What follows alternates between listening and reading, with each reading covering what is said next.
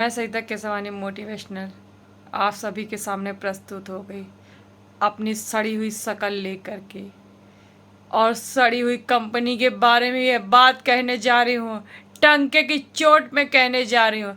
अभी कुछ कंपनियां आ रही होंगी और आप लोगों के सामने प्रेजेंटेशन देंगी नाम बदल करके, लेकिन आप हंसते हुए लाखों रुपए नहीं करोड़ों रुपए इन्वेस्ट कर देंगी, क्योंकि उसका नाम है इन्वेस्ट करना। लेकिन कोई अगर भीख मांग ले तो कहेंगे तुम्हारे हट्टे कट्टे हो, अच्छे खासे टांग है, हाथ है, मुंह है, क्यों भीख मांग रहे हो। लेकिन उसको कोई काम नहीं देता इसलिए वो भीख मांगता है।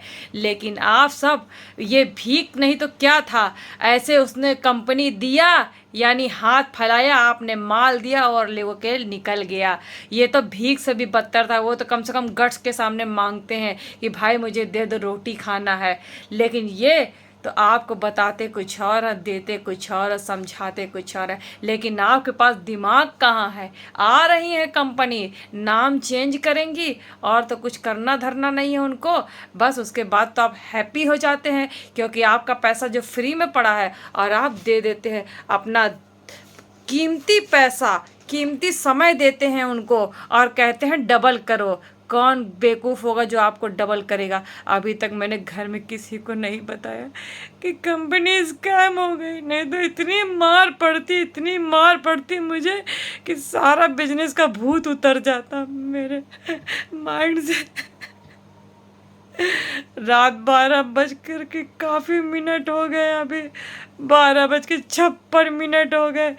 कहाँ मैं 10 बजे मुझे नींद आ जाती है, मैं बिस्तर में चादर तान के सो जाती हूँ। और कहाँ रात 1 बज रहे हैं। इस काली रात में मैं ऐसे ताकती बैठी थी कब 12 बजेगा और मैं पैसे कमाऊंगी, माल कमाऊंगी। लेकिन सब बर्बाद हो गया, जिंदगी खराब करके चली गई माई टोकर।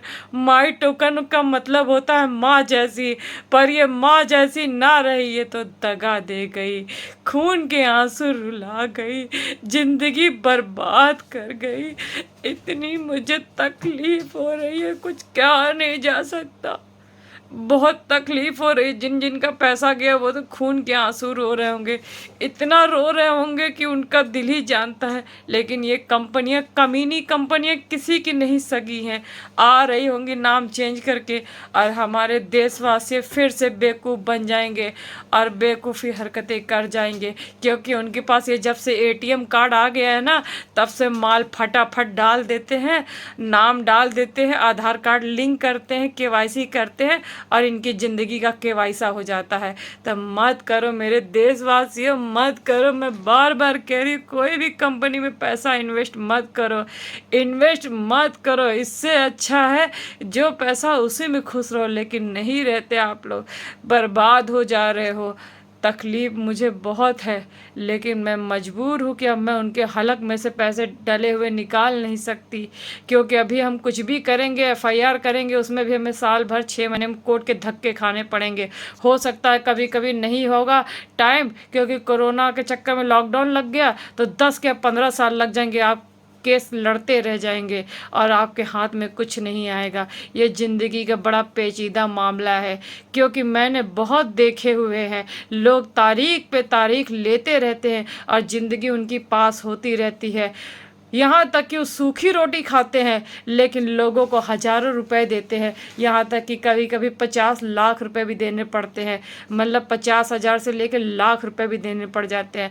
और लोग इसी तरह रोते रहते हैं, बिलखते रहते हैं। कितने लोग तो सूखी रोटी और टमाटर खा करके ज़िंदगी गुजारते हैं, लेकिन लोगों को पैसे देते हैं हज़ार हज़ार, 10-10 हज़ार, 20-20 हज़ार, 1-1 लाख तक दे देते हैं, ऐसे हंसते मुस्कुराते कि मेरा केस फाइनल हो जाएगा।